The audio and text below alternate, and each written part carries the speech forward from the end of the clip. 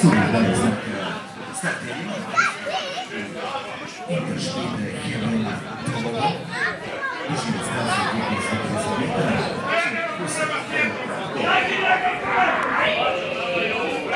Bića Helena dobra trka.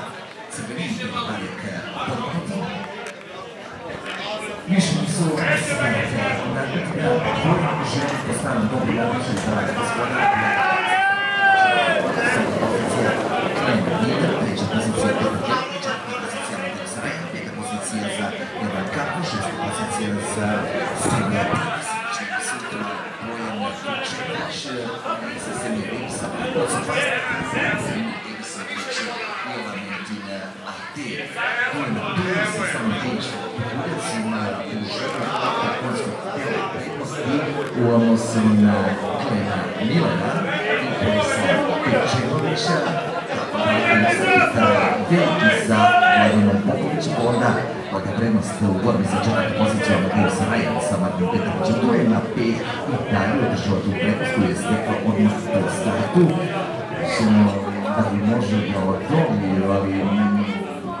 svom tom tempu i poduke u sezoni za duetnu sferu na Subotičkoj stazi. Pozicija za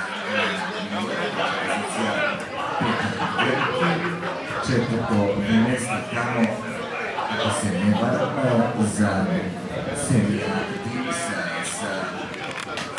Bojanom Vučevićem, tu je kampa sa prednosti za peta pozicija Milano, prednosti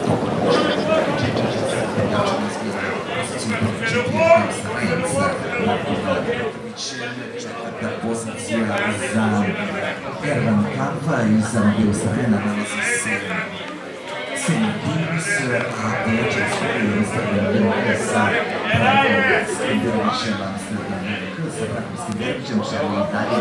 za duelno 5 sa samo 500 Buljevca, ali skoro pa će se izjednačiti sa njom Klen Miller, u to duelno 5 dozvoli se sada mu ne dozvoljava. Četvrta pozicija Petar Veliki, Vladan Popović, ispred se nalazi Ervan Kamp sa Anderom Beregom, pokušava da sprovede Amsterdama i Branko Skenderović, tu je i Not So Fast sa Bojanom Marjanovićem, duelna 5 i Ervan Kamp od Bojske Černiće, također sa Klenom Millerom, pa Petar Veliki, pa Not So Fast, tu je i Semidimus sa Bojanom Černićem, duelna 5 kao prva učici, pravac pada, vidimo duelna